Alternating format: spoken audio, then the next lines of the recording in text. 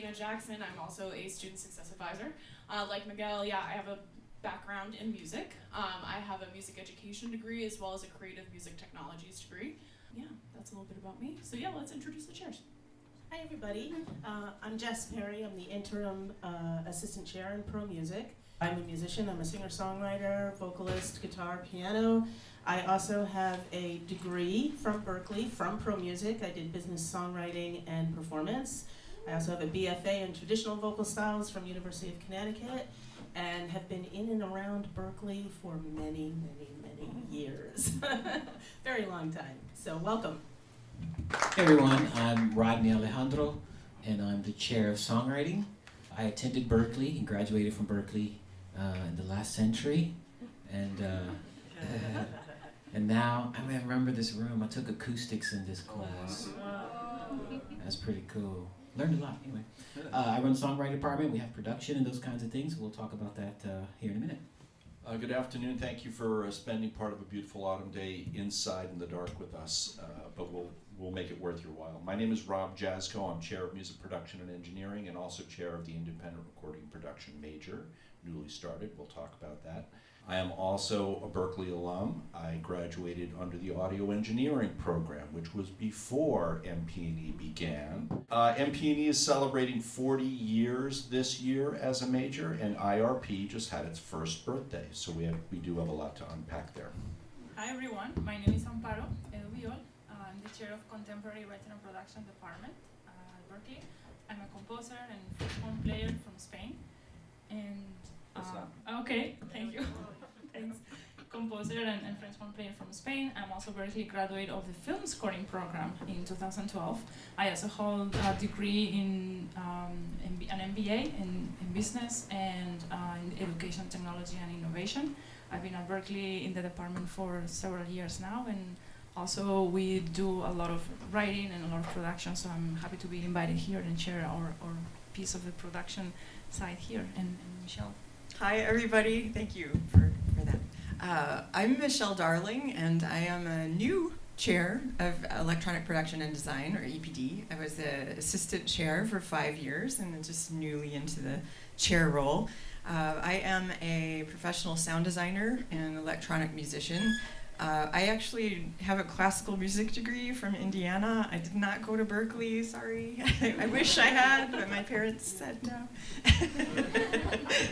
So I look at you all with envy of all these things that you had. But I went to Indiana University, which is a great music school. I was very classical minded, but I found DJing to be where I wanted to live. And so many years later, I went to NYU for a Master in Music Technology, where I learned sound for picture, recording engineering, computer music, electronic music, and all those sorts of things. And I look forward to talking with you. My professional work has been in film and television and video games, as well as in sound design, some music composition, but also I do a lot of sound packs. I'm a sound designer for Ableton. Many of you use Ableton Live. You might be playing with some of my sounds, and so a lot of different career paths there, but I look forward to talking with you more about the department. Nice. And all the beautiful faces are going on. So we're going to get started with our first question for the chairs, and that is, what does production mean for your department? In Pro Music, we don't have production facilities. We don't have computers and keyboards and DAWs and everything available, because if you are a Pro Music major with a concentration or a track, they're basically the same thing, in any of the production areas, that can be music production, CWP, songwriting, IRP, EPD, any of the majors that live within the other departments, you're actually taking your classes in those departments. We have a list of courses that you can take, and you can have up to 3 tracks. So you could have a track in music production, you could have a track in songwriting, a track in EPD, and those are your 3 tracks. You could do performance and songwriting and EPD, any mix almost that you can think of. And there are a number of minors as well that we encourage students to declare that also you would be taking the classes in the other departments. So you do have to meet a 16 credit requirement in your concentrates, but you can have up to 3 different concentrates and also do a minor as well. So you can have a whole mix of things, but all of those classes are going to live in the other departments. So with that, I'm going to pass it off to one of the other departments. In our department, we look at production, utilize production as a means to realize your song ideas. When you declare the major, you have after MTech, you end up taking 2 levels of DAW for songwriters. And those production classes are centered around not only learning some of the technical aspects and signal flow of how, the software works, how do we get the mic into the computer and all these other things, it's primarily used as a tool to realize your songs. How to use audio samples to create loops and beats, and then top line on top of that, or write the songs around that. So we look at production more as a creative tool as opposed to a technical tool. And we don't go deep down the rabbit hole of various elements of production that deal with the technical aspects of like knowing various formulas and these kinds of things. It's more about how do we use the different DAWs as our palette, our canvas, to write our songs and create the sonic palettes of our songs. Music production and engineering, MP&E, the major. I'm going to talk about the P and the E, and then we'll contrast that to the agenda of IRP, the independent recording production. In 2023, many people call themselves a producer. That's a very broad term. I see it in your email signature, I see it on business cards, and I hear it in conversation. The way we view what being a producer is, and the way we teach production, is somewhat more in the traditional division of labor. Very few people do all of this by themselves, and maybe we'll talk more in the context of IRP with that. But in MP&E, the P part is really developing your musical aesthetic, your communication skills, your organizational skills, and your business acumen. Because producers sit in this uncomfortable space between the artist agenda and the financial entity that's paying for the project. That could be a record company, a film company, it could be Netflix, Hulu, something like that, who's actually sponsoring the dollars to execute the project. And producers have the twin allegiance of both. They need to sell product and deliver the business piece to the funding entity, and yet they have to have an undying allegiance to their artist or the creative space. And that's a tricky place to be. It's that intersection of art and commerce. And the best producers, in my mind, are those that have complete command of their musical skills. So talking to an audience of Berklee students, you're all in that category. You're professional musicians here, so we're going to talk music. But it is also understanding the workflow of dealing with the germ of an idea and developing it into a finished master. There's a lot of road between the idea of an iPhone demo and something that can be commercially released. So the producer is responsible for navigating that space with their artist. That is different from the engineering side of MP&E, which are the tangible technical aspects of learning console, signal flow, critical listening, microphone choice, mic placement, outboard gear, mastering, all of the technicalities of hardware, and of course software in MP&E as well. And as a producer, you need to be able to collaborate with your engineering partner. We set up all of our projects in that partnership, where Rodney is a producer today, and I'm his engineer. And Rodney shall not reach over and EQ my snare drum, because that's my gig. He needs to articulate as a producer, I want the snare drum to be a little bit more aggressive.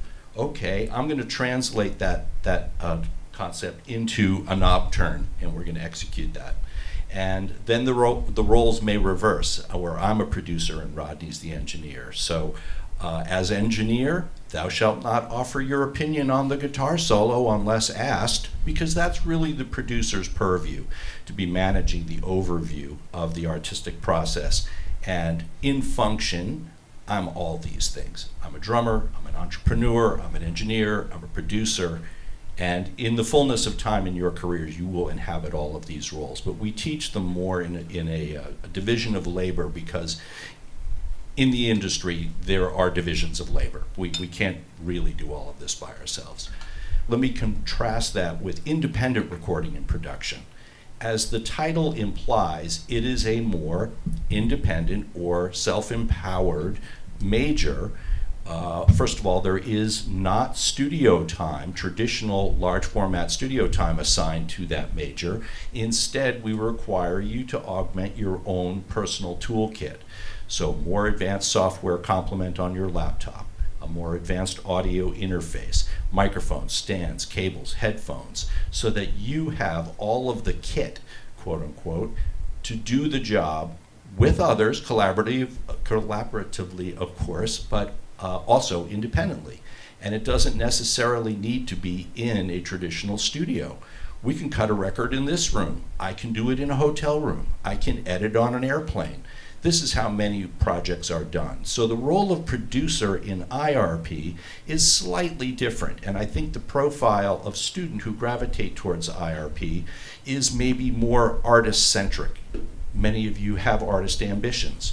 It may be more creator or top liner or beat maker, one of the other creative sort of aspects of producing the content yourselves. And yet you need to be fully understanding of how to execute the engineering portion in a laptop-based environment. I love a couple of things they both said about what production is and how we use production, and I'm happy to see that we share some of the fundamental values about production. In contemporary writing and production, we have the W and the P. The W stands for writing, and writing is, for us, is an umbrella word that we use to include all of the process from composition, orchestration, arranging, that has to do with creating music. And the P, which is what we're here to talk about more today, is production. Like songwriters that also have the writer, we see production as a tool, as a creative tool, like Ronnie said, to create better music, right? To write better music. So our perspective is learning about the process of how to have an idea that our students would have in their heads. How can I make this idea a reality? For many of our students, the writing process these days starts in the DAW, the DAW, right? It's logic for most of our students. How can you take that idea? What are the things that you need? There's lots of technical information, but the idea is not to get too hung up into the details. Our students learn the logic environment, all of those things, but that's not necessarily the point. How can you write better music with the tools that you have? How can you sequence? How can you record a few instruments? How can you edit tracks? How can you mix them and master for their own purposes? If that resonates with you, CWP might be a good major for you. Our students also learn the necessary leadership skills to be at a studio and lead their session. Most of the time, as the writer, producer, conductor, music director, our students can take many roles, but you will also learn those leadership skills to function in the studio as the writer-producer figure. Imagine Quincy Jones type of writer-producer figure at the studio. So with that, I'll let Michelle share. Okay, wow, I love hearing about everybody's department because we, so many, I want to take all the majors, right? Some of you might feel that way. So I'll point out, yes, production is in our title too, electronic production and design. And I'll point out the other two words as well, and I think that is a good way to differentiate, which is the electronic production and design part. And I would say that maybe MP&E and RRP and EPD share a very technical core. Not necessarily always the same courses, of course, but just the technically minded. But I want to put forward that we do get pretty deep with the technical area. So we start with recording engineering. We have a bit smaller studios than MP&E. We consider that our students are the artist and that they'll have their home studios, but we teach some smaller format consoles, analog and digital.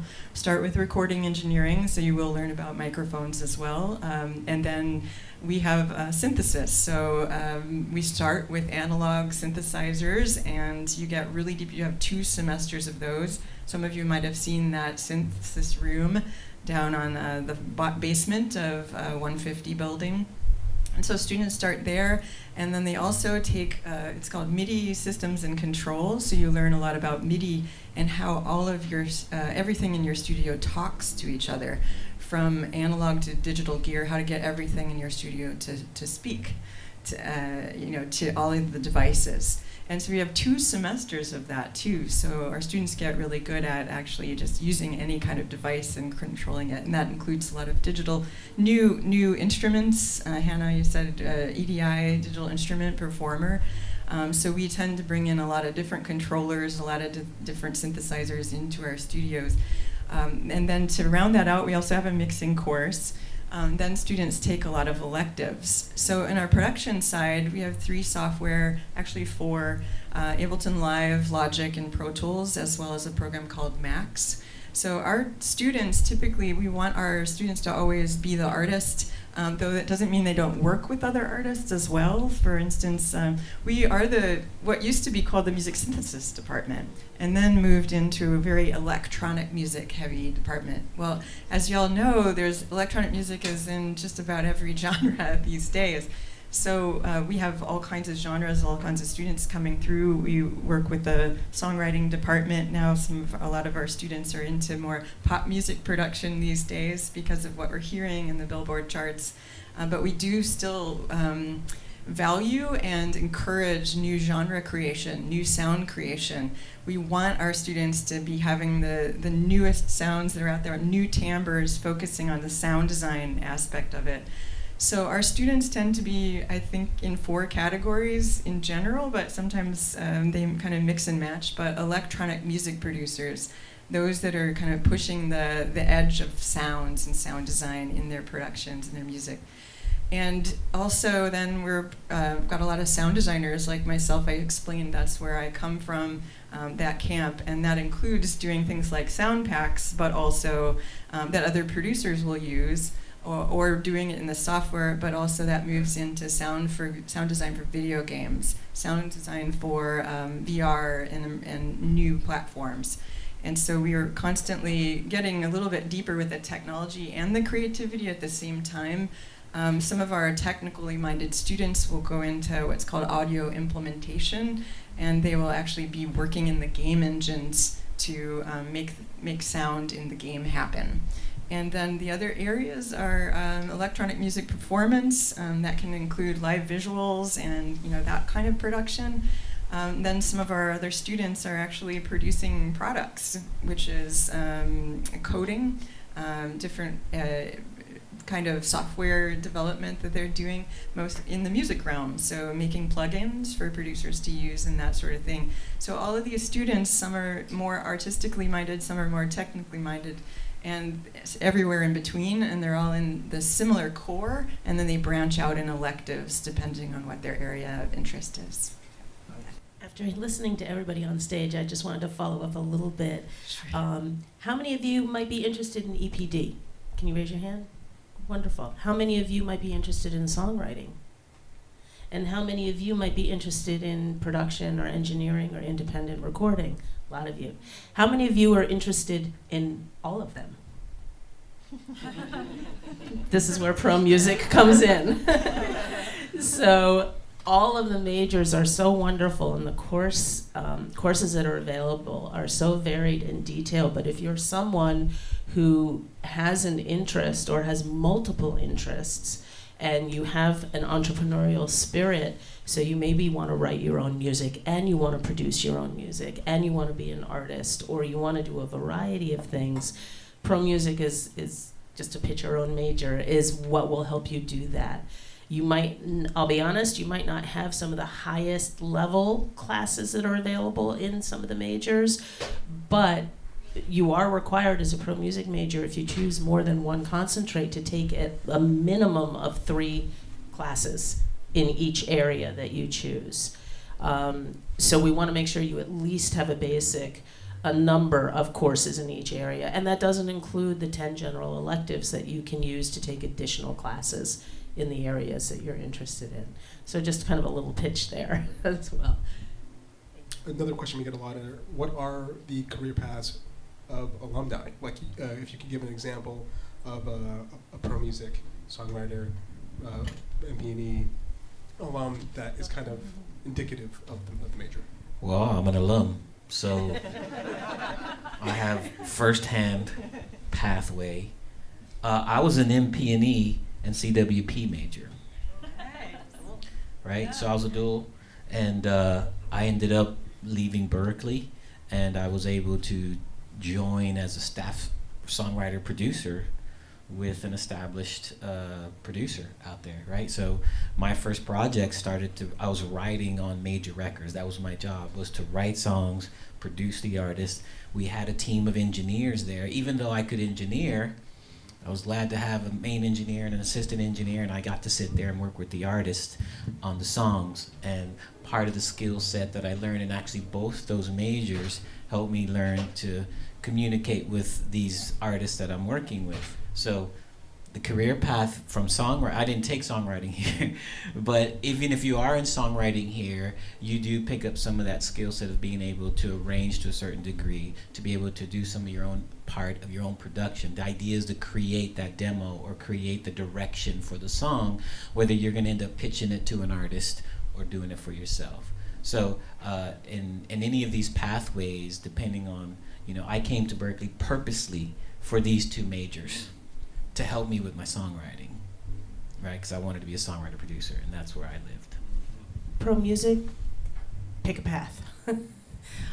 It really is students who, we like to use the word entrepreneurial a lot. I'm a pro music major, I'm a performer, I'm a songwriter, I've produced things, I've been a band leader, I've released my own music, very much DIY, which is how a lot of people start out if you're an artist who's producing and writing your own music, and also hiring other artists to play with you or being able to market yourself effectively and your skills. But at the same time, you could choose one performance track, which might be music education. But maybe you want to be a private teacher instead of having to get certified and do public education. One of our recent graduates a couple of years ago, anybody here on TikTok? Anybody see that lovely viral song, If I Were a Fish? That was Olivia Barton and her partner, Karuk. Olivia was a pro music major. Was a songwriting major. And Karuk was a songwriting major, okay? And so, we have a lot of students all the way across the board. Students who are teachers, who are producers, who are songwriters, who are educators, engineers, you name it. So I think, as a pro music student, it really is about charting your own course. And then also, frankly, having the business skills and the know-how in order to navigate everything from finances to taxes to, again, how you're going to run the business of yourself as an artist, or in whatever field that you choose to go in. And that's a big part of what we do in the pro music department, in the courses we actually teach within the department. So you are required to take things like entrepreneurship and the business of professional music, and you work on a final capstone project that's of your own making, that you design, that hopefully will help you progress from school into what happens after school.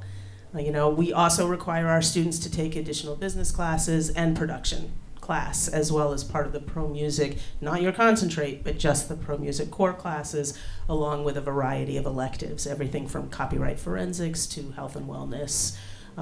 So really, I like to think pro music, the sky is the limit, and you get to decide what field or what area are you going to go into. We honored Rodney in San Francisco as a distinguished alumnus many years ago because he was out there killing it as a producer, writer, all-around standout. And look where we are years later. That's fantastic. The preparation in MP&E, is twin. It's a deep technical underpinning as a professional engineer, a service engineer, if you will, capable of working in world-class studios, flying the console. So we're training you specifically as an engineer, and I say service engineer because we don't just wake up in the morning and record a snare drum just because we want to. It's always a gesture in terms of a production goal. But our engineering-centric, self-identified alumni have gone on to Abbey Road Studios in London, Capitol Studios in Hollywood, all of the major epicenters, Nashville, LA, New York, London, Perth, beyond, as engineers, and they're capable of flying the hardware and working with producers and artists in that capacity. Producers, if you self-identify more as a producer, artist-centric type of person, they've gone on to have careers as musical directors. We have alumni now out on major tours as MDs, meaning playing, arranging the band, playing in the band. We have people on the road running front of house on a more engineering-centric path. So I've always felt that your palette of options is very, very broad. Every one of you in this room will be deeply schooled as a professional musician first and foremost.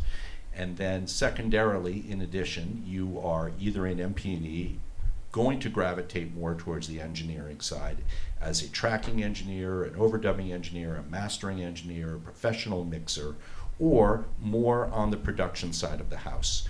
And as I said, the line is blurry. We're doing all of these things. And a career means the next 45 years or more, hopefully, supporting yourself fully in the arts. Your career will yaw back and forth between all of your skill sets. There's no straight line in a career.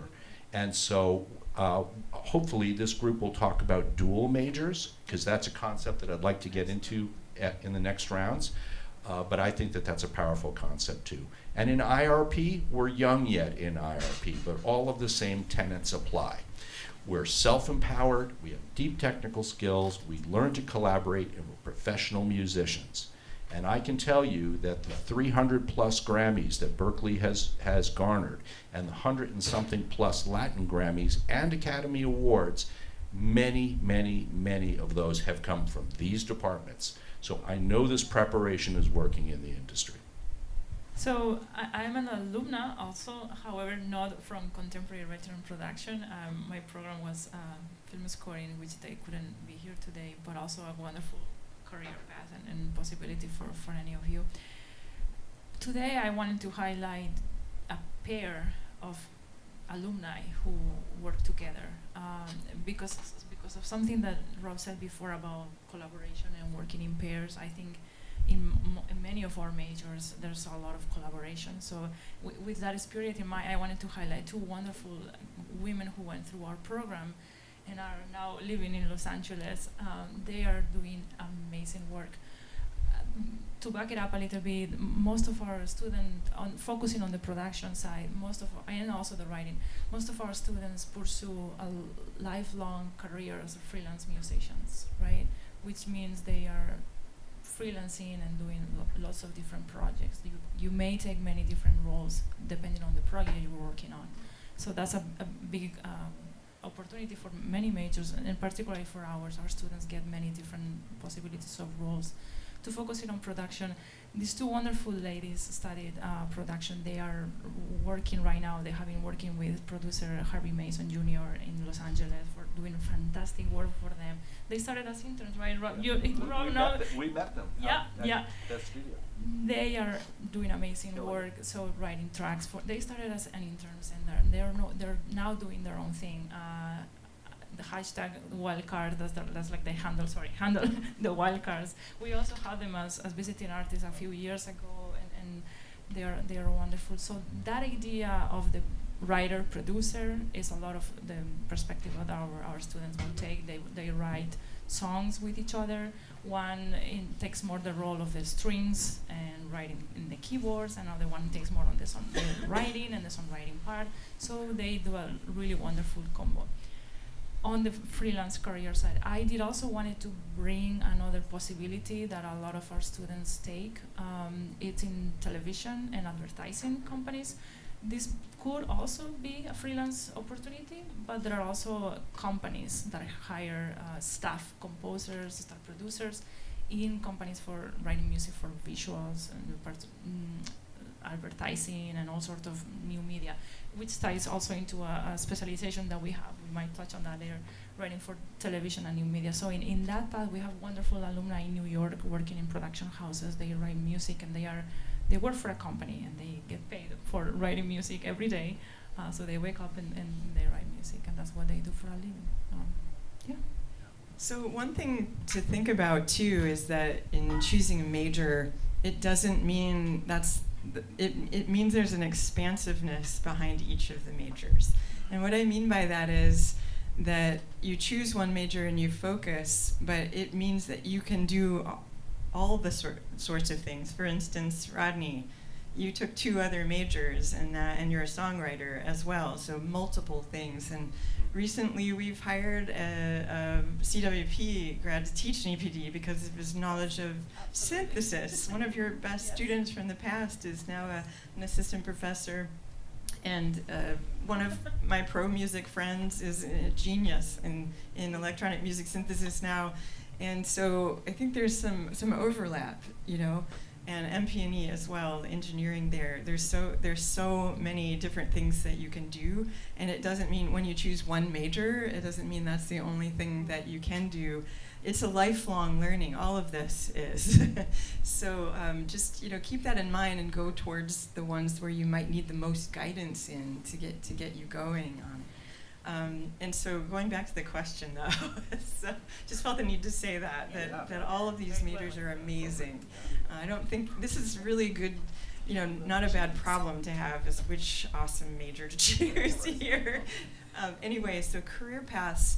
Our students do a number of things, but artists, they're out there doing their music. There's a lot of electronic musicians doing everything from hard techno, experimental techno, to house music, to hip hop. And I just recently had a great success story from somebody who graduated 2 years ago that ended up on the cover of Rolling Stone last month or so, and moved to Brooklyn with some other Berklee folks, and they have a band called Model Actress, which I've been super impressed with. It's sort of genre-defying, kind of heavy, little bit combination between rock, metal, and electronic, and it's just blowing my mind. And you know, so it's really, once you're developing artists, they take it in their own way and through their own filter, and that's what we like to see with them post Berklee. The other thing is, right now, the new platforms is a great opportunity for students like yourself to get into the industry, because there's not a lot of precedent for it yet, and people are still, even in the industry, are exploring these. So you can come through and start to learn these new platforms like video game work and immersive sound and VR experiences, or AR and mixed reality experiences, because you'll get experience here and you'll come out being, you know, one of the experts because they're so new. So we have a lot of placements right now in video games, Riot, Epic, Blizzard, Electronic Arts, Tencent, Hexany Audio. So a lot of our grads are out there doing video game work and new technologies, Magic Leap, that sort of thing. So a lot of them are doing sound design reels, going in as either junior sound designers, sometimes, as I mentioned before, audio implementers. Those tend to be a little more technically minded and know the software really well, like Unity and Unreal Engine. And so they're going out, sort of getting the entry level positions, and then they start to move up into the associate sound designers, and then eventually senior sound designers. We also have a lot of sound designers in Hollywood doing film and television. Skywalker Ranch has several of our grads. I think MP&E too, actually. And so that's an interesting, really fun area to explore. And then lastly, I had told you that we have some product designers and some that tend towards coders and product design, new musical instrument design. And they're ending up at Apple, you know, at Apple and Isotope and places like that. So if any of you are minded towards making the tools, that those companies are real possibilities for you to get work as well. Yeah, and I just wanted to add real quick, even for songwriting, it's interesting in that it's a creative practice. right? So a lot of these majors, like we were saying, mentioning earlier, some of them, you learn some technical skills, then you apply some creativity to that as well. And however, in songwriting, it's a lot of creative practice. So some of our alumni go out, and yeah, you have your Lizzie McAlpines and your Rosie Schurs who are songwriting majors doing their thing, but you also we have majors working in A&R, working in labels, working at Netflix, working at Apple, right? So who took songwriting and some of that creative practice helped them translate those same types of skill sets into other areas. So again, I just agree with my colleagues here that any one of these is an amazing major. They would only let me take 2, or I would have took more. But Triple major. I want to go back and do more. Dual major with 2 minors. They didn't have that when I was here, but I probably would have done it too. Rob and I just learned a couple of our grads, one each became a rocket scientist and aerospace engineer. Right. And after Berklee, but Berklee was their undergrad, and then they went on to Harvard and MIT. So also grad school in other areas. I think the Berklee education is really powerful, and it's really great to see when they're at the Apollo Fusion Lab, or what was the other one? They're like, okay. Those individuals cited their importance of the collaborative skills they learned at Berklee to be successful in aerospace and satellites. I'm really impressed with that. And we've had people go on to be professional photographers and nutritionists. They've left the music industry. But every one of them to a T comes back and said the collaborative nature of how we work as musicians, because music is a team sport, and the technical underpinnings allowed them to be successful in other areas of their life. So someone just told us about this and said #transferable skills. Awesome. Thank you guys so much. So the next question, what studios or production suites does your major have access to? And if you would like to invite your student representative to answer that question, you can as well. Up to you. Okay, so for EPD, we have access to these things called production suites, which are equipped, 3 of them are equipped with these controllers called Avid S6 controllers to help us mix both in many formats, so in surround, in Dolby, in stereo, in mono if you choose. And then we also have a recording suite to record smaller instruments like guitars, bass, vocals, Foley, synths, that kind of thing. And then on top of the smaller suites, we have the modular synthesis labs with Euro racks, a whole bunch of physical analog synthesizers. And then we have another room that's equipped with Roland synths and Prophets that you can use in your projects. And then lastly, we have access to this room called the equipment room, which has a whole bunch of MIDI controllers the Rolly synth, the Rolly pads, what else? Just a lot of MIDI controllers and synths, Moogs, Korgs, that kind of thing. And yeah, that's kind of what we have access to.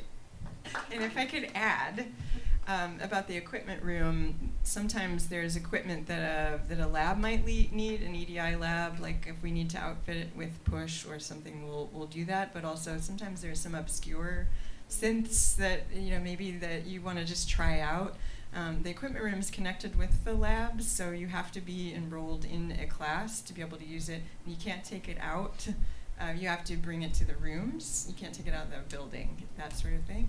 You can check out or try out the different microphones in the suites as well. In contemporary writing and production, most of our production classes happen in what we call a lab classroom. These are labs that have individual student stations, where each station has a fully equipped computer that has all of the plugins, all of the DAWs, all of the plugins, and all of the libraries that our students use to write music. There's also the 2 types of labs that most of us, we all use. And there's another classroom that we call also a lab, that has the ability to students bring their own laptops and have all of the hardware that they need. We use those classes a lot. For both writing courses and some production courses, depending on the project that each student is doing, we also have the big luxury to record at the recording studios at Berklee, which is something that is really amazing for our students. And I'm gonna let Luisa talk a little bit about the production suites, because that's where most of CWP students, these are designed with the with the contemporary writer and production student in mind. These are writer producer workstations. I'm sure you spend many hours there, so A lot, please. yeah. We have the production suites that are like at the basement of 160. I think that's what I use the most. I spend a lot of my time there. There's one for mixing, so that doesn't have a booth, but has like really good speakers and really good like the preamps are really good. Then there's two with drums, and then there's one with like a vocal booth that we can use. We have a lot of microphones there. I use that a lot mostly for mock-ups for classes because we tend to arrange a lot and then we have to like record it, and sometimes like Logic and the sounds are not like quite perfect. So I use that a lot for mixing and recording. But I also wanted to like say about collaboration because I see that so much, and I spend a lot of time also in the main MP&E big girl studios, and I go like a lot because a lot of my friends are like, hey, I need a project, I need an arrangement to record. It has to be someone else's project, and I have this like horn strings arrangement that I've been waiting to use, and I'm like, I got you, let's do it. So there's a lot of collaboration there too. So songwriting, we tend to share some of the spaces from MP&E. So studios like A76, which is in the 150 building, it has a little booth and then a little control room, so you could record drums and a couple of bass amps. It'd be quite crowded to get a trio in there, but you get it done if you wanted a garage sound. We also have 116 that's in the 150 building. That's more of just it has a workstation. It's more of a classroom as well, but nice size speakers, some really nice technology in there. You can bring your laptop in and connect as well. We also have access to Studio D, at least that's what it was called when I was there. By the way, I'm so jealous right now, listening to all the spaces that are here now available. How many? I mean, we had to wait in line back then. We didn't have. Oh yeah, I guess, but they just different gear. It's so amazing. Anyway, so we have access to these particular spaces in MP&E, and then we have songwriting suites now in the 921 building. There's 2 control rooms and a live space dedicated to the songwriting students to be able to bring in your laptop. So one room is wired to the live room where you can set up drums. There's bringing keyboards, guitars, whatever. There's a complement of microphones there. You can do vocals as well. So that's one space is controlling the control room to that space. You can record there. And then the other space, there's like a little, another kind of production suite where you can sit in there and write with folks, create your beats, drop vocals while you're there, that kind of thing. So that's in the 921 suites over in that building, and that's for those are dedicated to the songwriting department. MP&E, the MP&E side of MP&E, has access to our traditional acoustic space recording studios, really geared towards ensemble recording of groupings of live musicians. And we're fortunate at Berklee that today we have 5,032 enrolled students on the Boston campus, and many of them, in one form or fashion, traffics through the recording studios. The recording studios seem to be the epicenter of all of our creative endeavors. You're going to write it, you're going to design it, you're going to songwrite it, and all of our skills from pro music, and we need to document that, and somehow that ends up in the recording studios. So MP&E majors have access based on their course level to different levels of recording studios. But again, large format consoles, hardware, professional mic complements, and so forth. Many of non-MP&E majors, as has been said, end up in the studios because MP&E producers and engineers need fodder. They need projects, and so songwriters, performers all over the college end up partnering, as Louisa said, with MP&E students in the studios.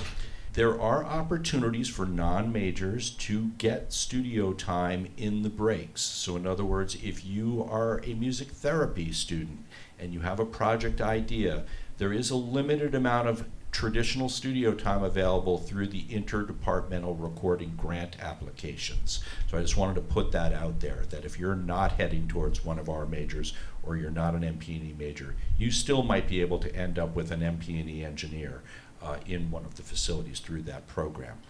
IRP, being independent and also being young, does not yet have dedicated access to physical facilities. The long-term goal which is a near-term initiative, is to have numerous suites available, much like Songwriting and CWP are using. We could use 100 mixing suites, a good little room where you could bring in your laptop, bring in your environment, and work over speakers with an ISO booth to cut a vocal. That is the goal. So lobby your congresspeople, i.e. your chairs, to get more funding for 100 more production suites.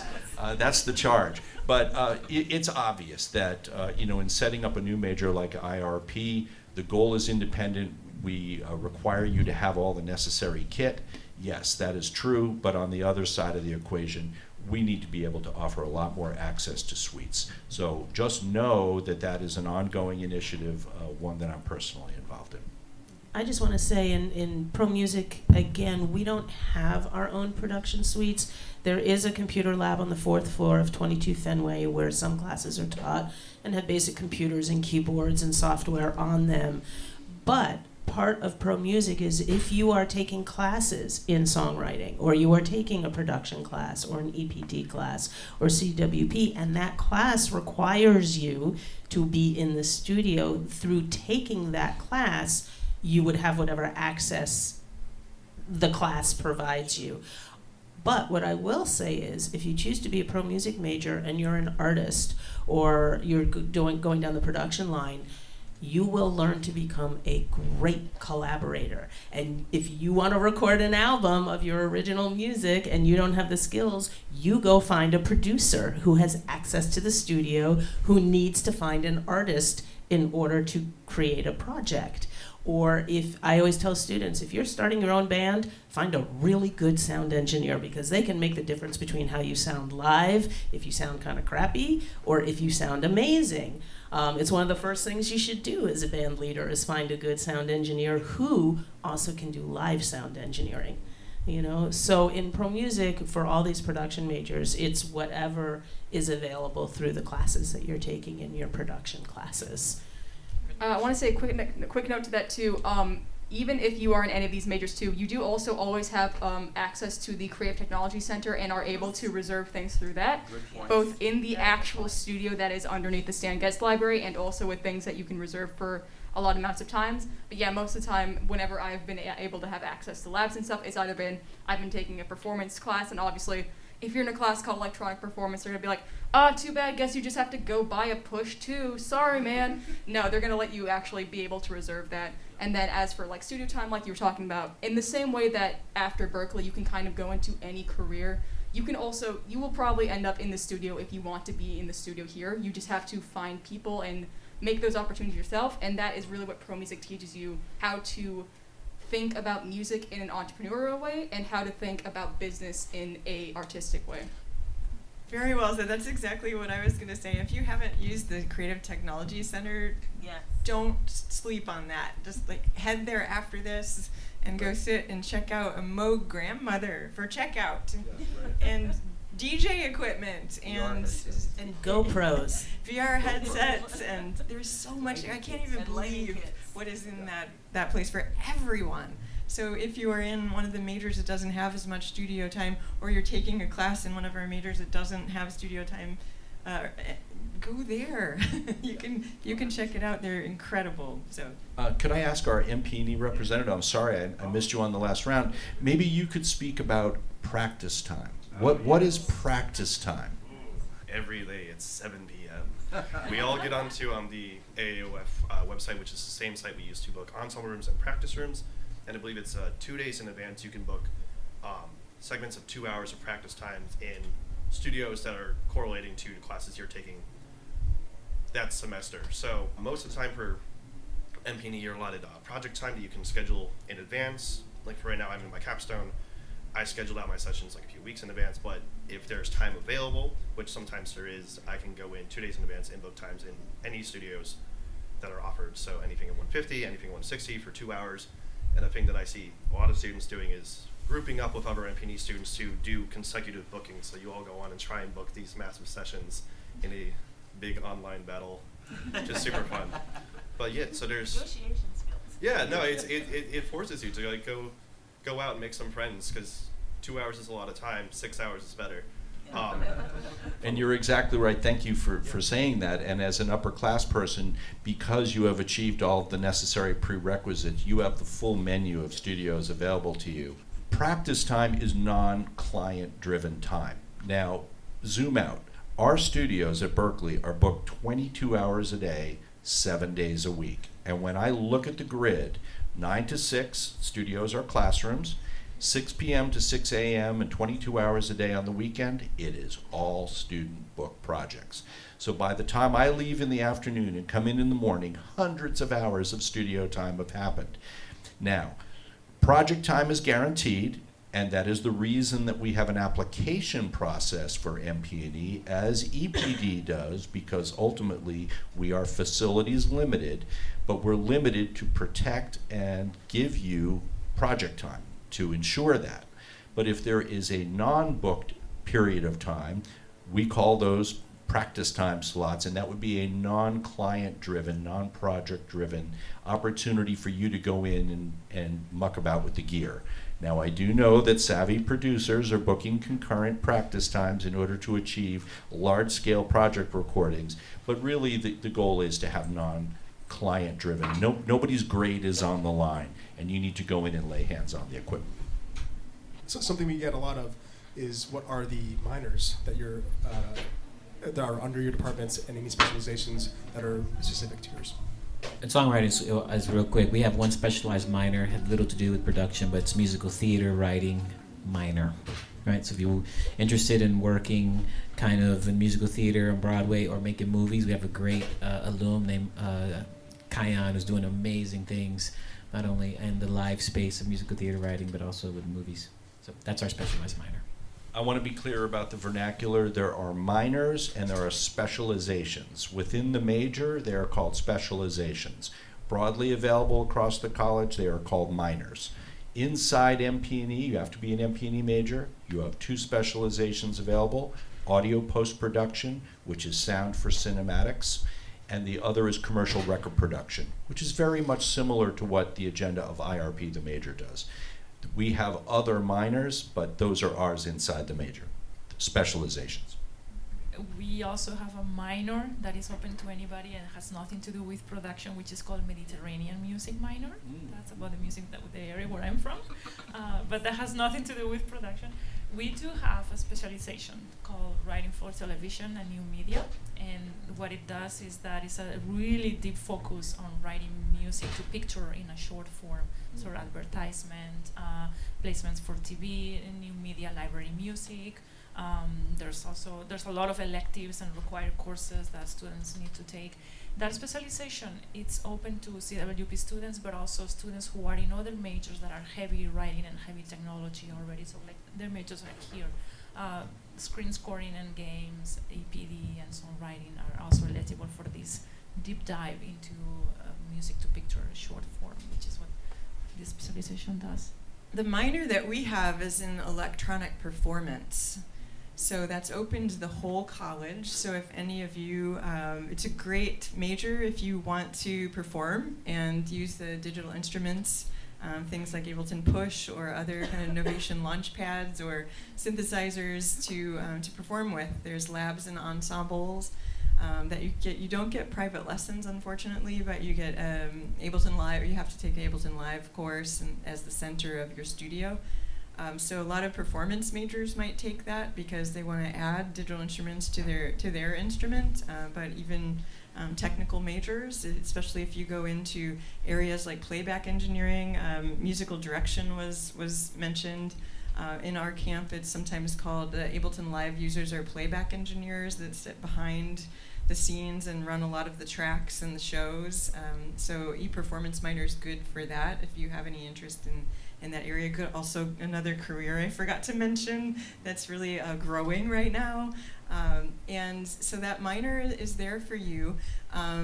Now, we have a specialization, and this needs some explanation. Specialization means that it's inside the major, so you have to be an EPD major to take this specialization, and it's in sound design for video games.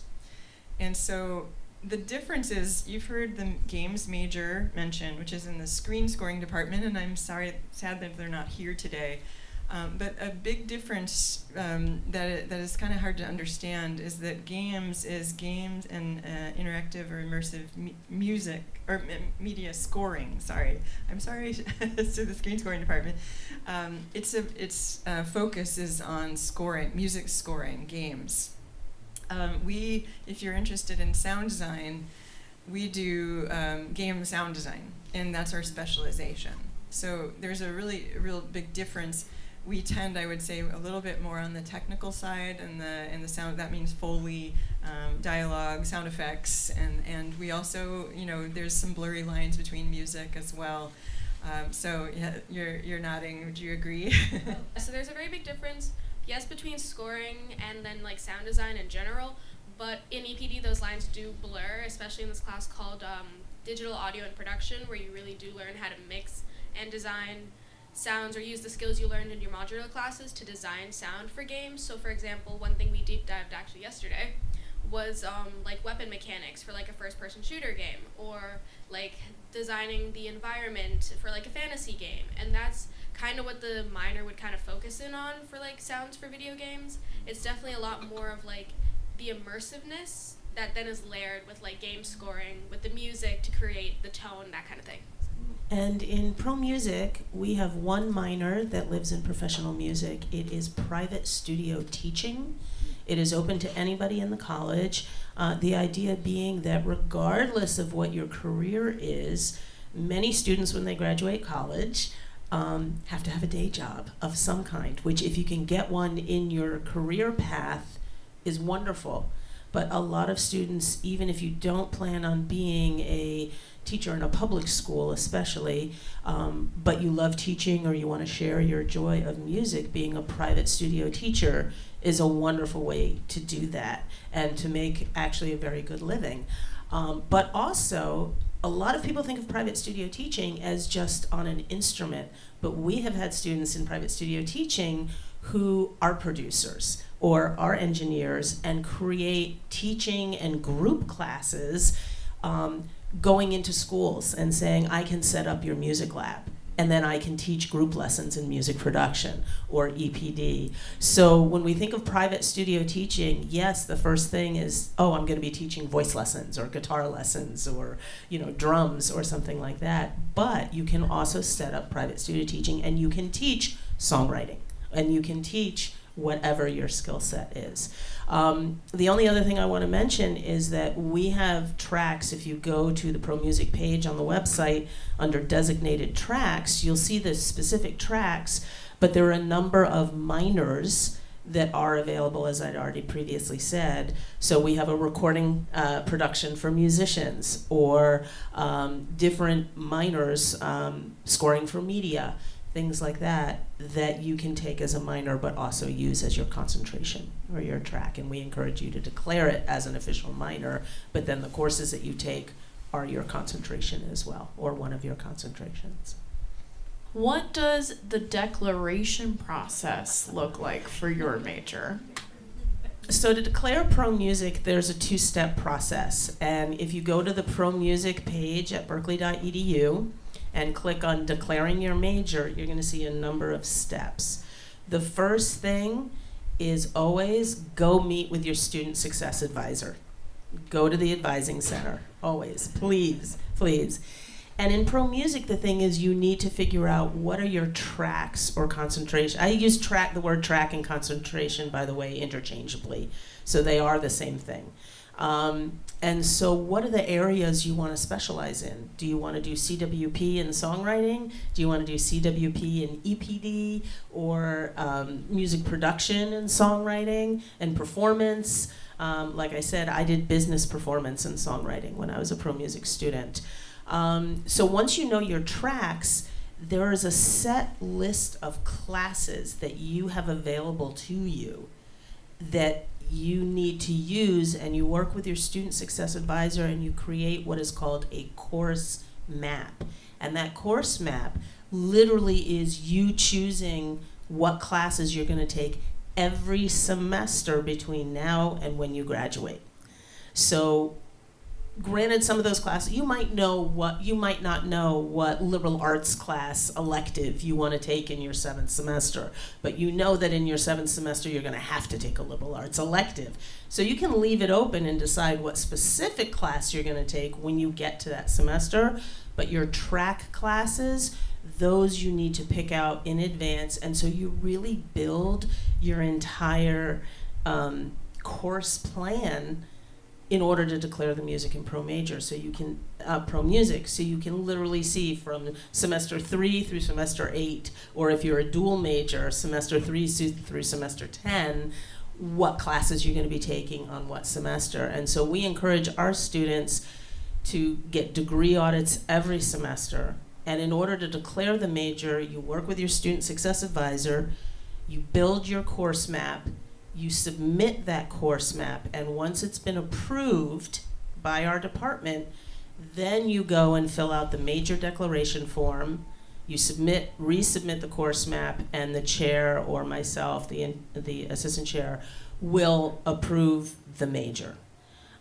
So unfortunately, we get a lot of students who think they can just fill out the declaration form and send it in, and then we have to go back and say, no, you have to do a course map. And if you have any questions or issues building that course map, then you can work with Student Success or work with us. The one thing that's nice about that is even if you decide to change one of your tracks along the way, you just update your course map and you just resubmit it, or you work with us or Student Success. It's a very easy process if you decide to change your track, or you want to add a minor, or add a second or third track if you decide, oh, I just want to do performance or something. Hannah, any comments about the process? I think especially the point about not being like tied to whatever you submit. Basically, what a course map is doing is kind of prepping you for the entire major, in that trying to instill that professionalism early of knowing exactly what you are thinking about doing in a way that you can present to someone. But I changed my concentrations like 3 times before I actually declared. I dropped an arranging concentration after because arranging 2 kicked me.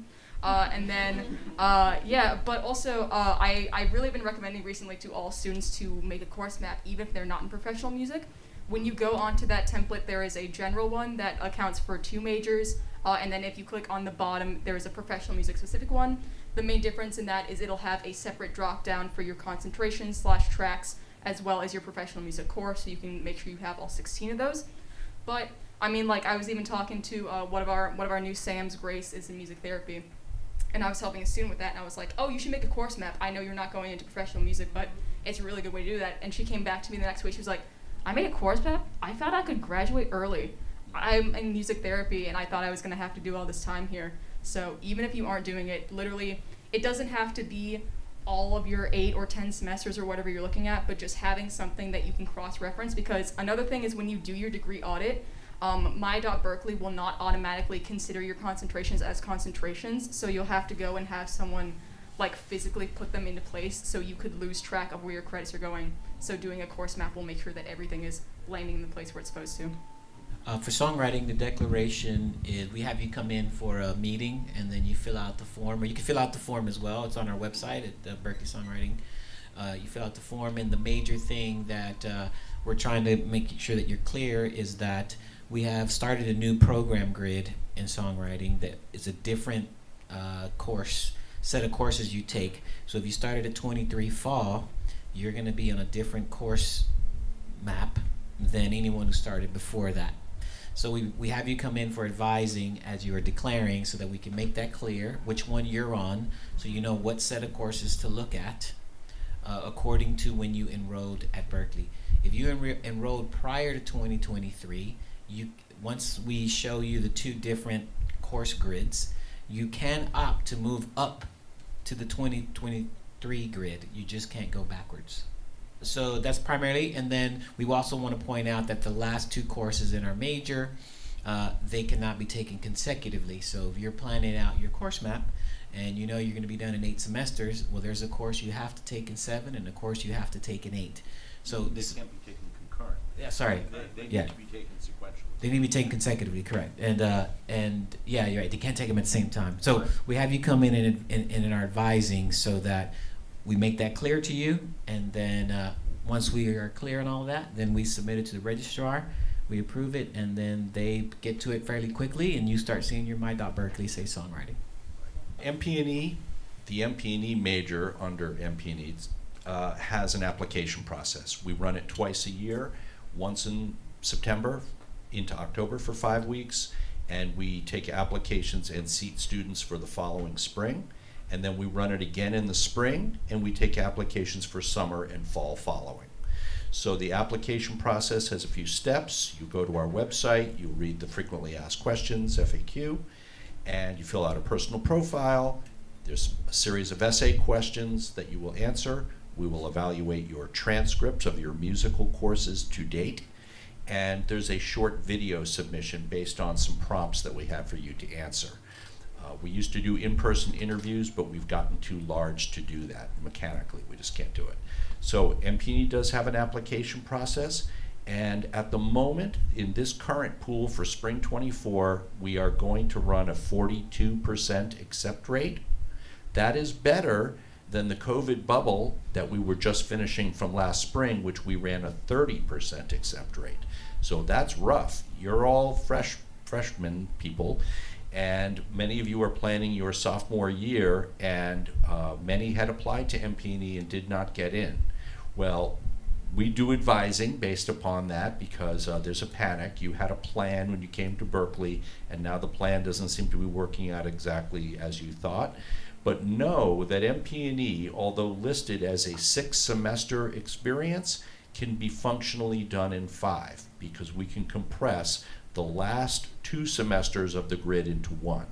In other words, we can take semesters 7 and 8 on the grid concurrently, and you could be done in 5 semesters. So that means if you applied to MP&E and did not get in, no harm, no foul. You'll end up in the same spot because you'll reapply in the following cycle and hopefully end up in the same place.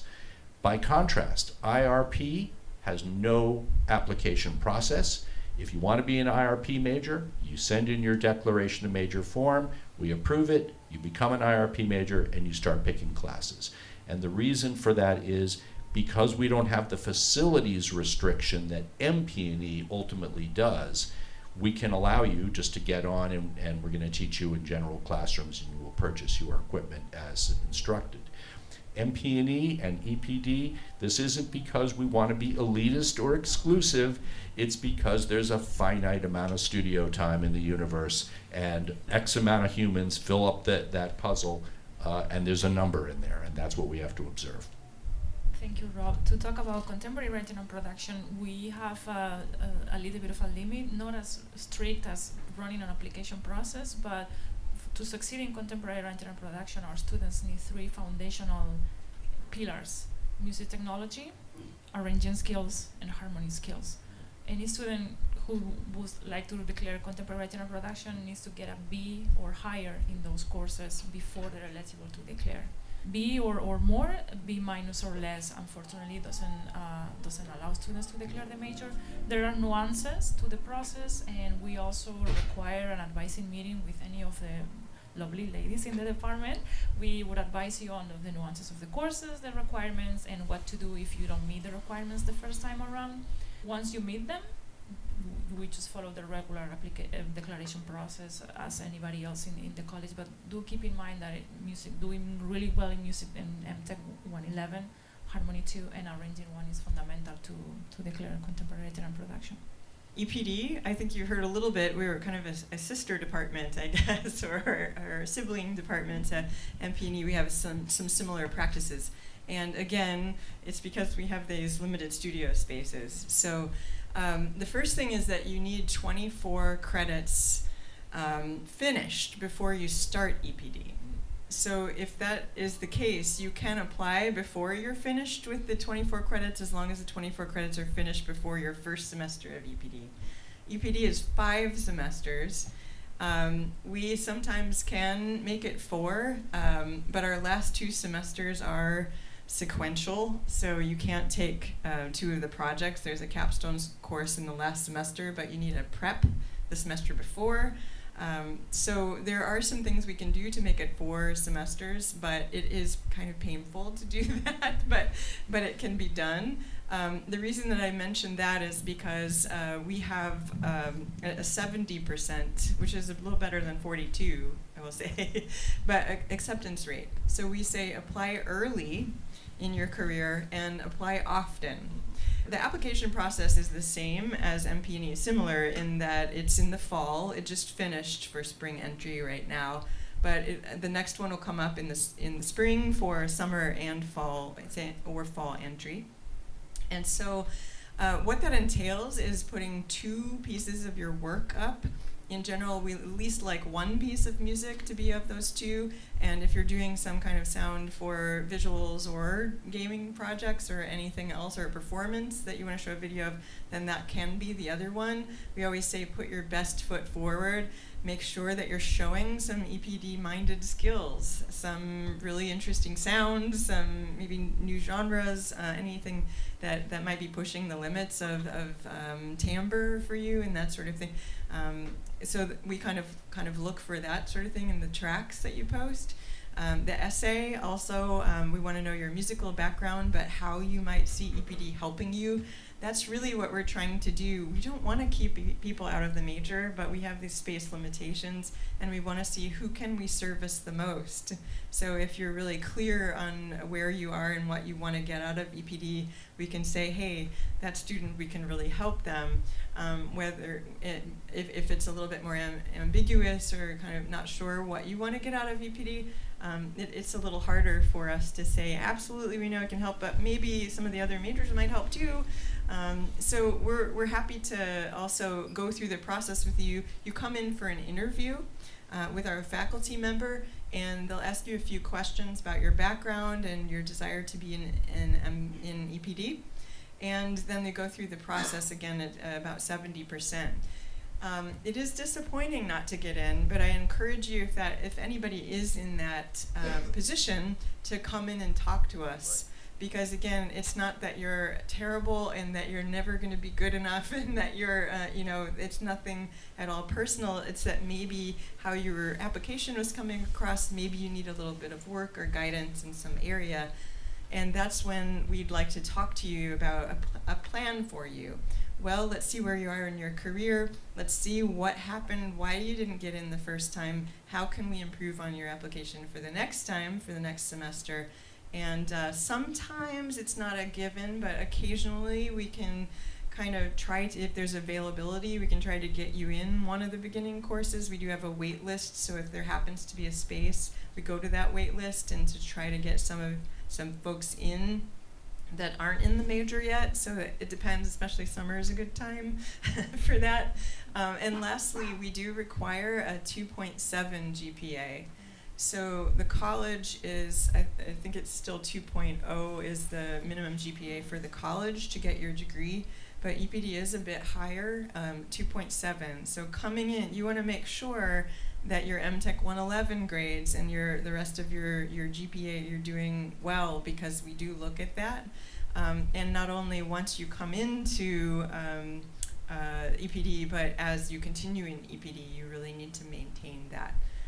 So I think that's about it. The 2.7 is for all of the majors. You have to maintain it for all of the majors. When you're in the major. When you're in the You major. have to maintain Your that. major only. Yes, correct. Okay. I think that's what Jess was going to say too.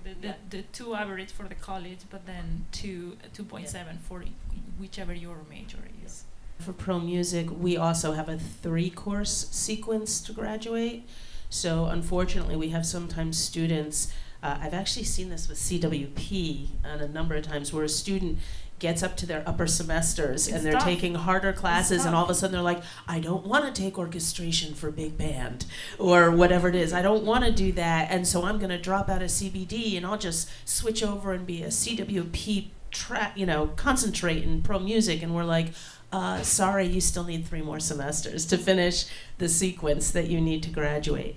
The one advantage in pro music is that our capstone class, which you do a capstone project to graduate, is available as an online class because it runs more like a directed study where you're working one-on-one on an individual project.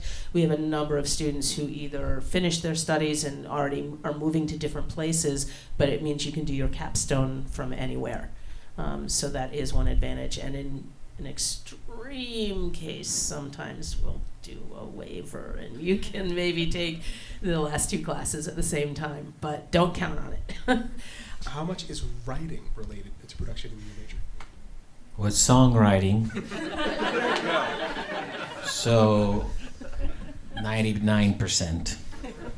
No, I mean, obviously we write songs all day long, so yeah, pretty much the production side is just realizing those ideas, you know, collaborating with people and checking out, you know, we don't go as deep as sound design, we don't go as technical as MP&E, it's more about just, this is a song, and we work on what is that song, how's that supposed to be structured, and then recording it, getting how do we get it heard? We don't have any writing classes per se in MP&E, but song construction, tempo, key, form, timbre, you know, all lyric content, the emotional direction, all of those elements that you would analyze from a songwriting standpoint are producer tools. We need to understand those. So we don't have any writing classes per se, but we're using the tenets of good writing and good song construction always and forever. For us, it's essential. I didn't get to speak about the W today, which is a part that I love, but for us, it's really important. With similar values, we use technology just to support better writing, and all of our production skills have to be based on a really well done and really solid writing. Just to be really brief, our students write for all different kinds of ensembles and different genres, from rhythm section, horns, all the way to big band, sorry, and also orchestra. So our students leave the program having composed, orchestrated, doing all of the music preparation, conducted, recorded, mixed, and edited, and put the final product for an orchestra piece from their original idea. So there's a lot of writing involved. Vocals. We don't necessarily touch on the lyric component of songs, but our composers also write songs or co-write songs with other lyricists. And yeah, rhythm section, horns, vocals, and strings, and orchestra, and recording. So yeah, I would say pretty essential, the W. Thank you. It's interesting, this term is a little bit like production, which it has some different meanings to different specialties, which is writing. And I would say that in the traditional sense of writing, which is actually writing notation music and writing for traditional ensembles, we don't do any of that in EPD. There's no notation but we do say that we write music in EPD. And so maybe that term is a little loose on our end, but we actually compose electronic music. And so we use our ears a lot. We have an introduction to electronic music composition. We have electroacoustic music composition. And throughout all of our technical courses, you're composing music as your projects. A lot of times they're electronic genre-based, from the new genres to old school genres, experimental, a lot of experimental electronic music. It all has different form too. So sometimes it might be song form, sometimes it might be an 8-minute song that might be in a DJ set, or something, or ambient music as well. So we embrace all genres writing, and we actually have a really big focus on timbre, from your high frequencies to your low frequencies, and then different sections depending on what is important to your style of music.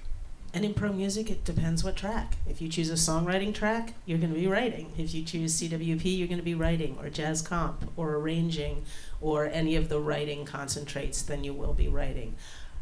There is another type of writing, though. If you decide you're going to be a music business track or concentrate, then you're going to be writing business plans and marketing plans, or potentially lesson plans if you're doing private studio teaching or things like that. So there's also that kind of writing as well in a number of professional music classes. But the writing component, if you're a performance concentrate or a performance and production, then you're not going to be doing a lot of writing.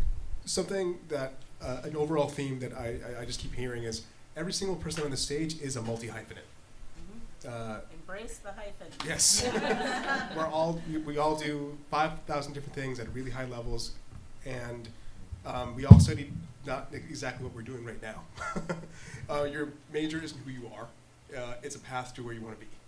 And if you have a question about that, please come see your student success advisor. Go make a meeting with your chairs. They're here for you to make a difference in what you want to be. Also, go to the Career Center. Yes.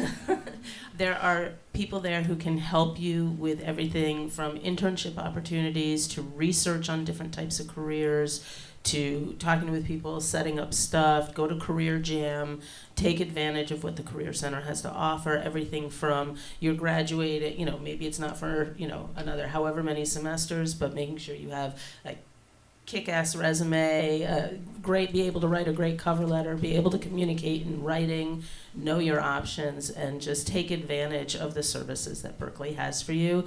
And also I would just say, know your catalog year and refer to your course grid. And especially, when you're trying to add and drop classes online, sometimes it can be a little confusing as to where you are and what you have left to do. But if you keep track of that grid for your major and really, like Hannah was saying, you don't have to do a course map just to be in pro music. Do a course map, figure out what do I want to do, how do I want to spend my time over the semesters that I have here at Berklee, because I promise you, you could spend 15 semesters here and still not take all the classes that you want to take. The problem is nobody can afford to do that, so you have a limited amount of time to take the classes and learn as much as you can, practice as much as you can, engage with other people, collaborate, just do as much as you can while you're here.